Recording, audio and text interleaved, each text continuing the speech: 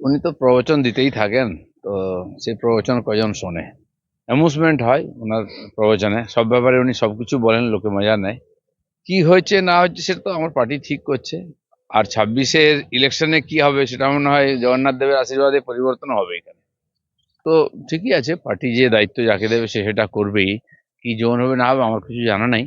আমি 3বার ইলেকশন লড়েছি, আর 3বারই সভাপতি থেকেছি, নাহলে অন্য দায়িত্বে ছিলাম। নিজের ছাড়াও বাইরেও প্রচার করেছি আমি। 21-এর নির্বাচনে খালি আমি প্রার্থী ছিলাম না, তার আগে 2বার লড়েছি আমি। তো সেই জন্য সেবারে নিজের এলাকায়ও সময় দিয়েছি, বাইরেও দিয়েছি, স্বাভাবিক, এটা করতেই হবে। শুভেন্দু একজনের ব্যক্তির উপরে চলতে পারে না তো। বাকিরাও আছেন আজকে। হ্যাঁ, কিছু প্রমিনেন্ট ফিগার থাকে যাদের অভিজ্ঞতা বেশি, যাদের পরিচিতি বেশি, তাদের তো গুরুত্ব দিতেই হবে। কিন্তু একজন দুজন পশ্চিমবাংলার মতো এত বড় রাজ্য জিতিয়ে দেবে সেটা সম্ভব নয়। সে হতে পারে, এক একজন ব্যক্তির এক একটা বিশেষ পরিচিতি থাকেই, জায়গা থাকেই। কিন্তু পার্টিও এক্সপেরিমেন্ট করে যে কাকে দিলে কিভাবে হবে। তখন তার ইলেকশন লড়তে হয়নি, পার্টি ভেবেছিল যে বিভিন্ন মুখকে আমরা একবার করে প্র্যাকটিস করি, তাদের সামনে আনি, মানুষ কিভাবে রিয়াক্ট করে। তো সেটা দেখার পরে তারা ডিসিশন জানিয়েছে এখন ইলেকশনে এখন যে সবাইকে নিয়েই লড়তে হবে, লড়াতে হবে।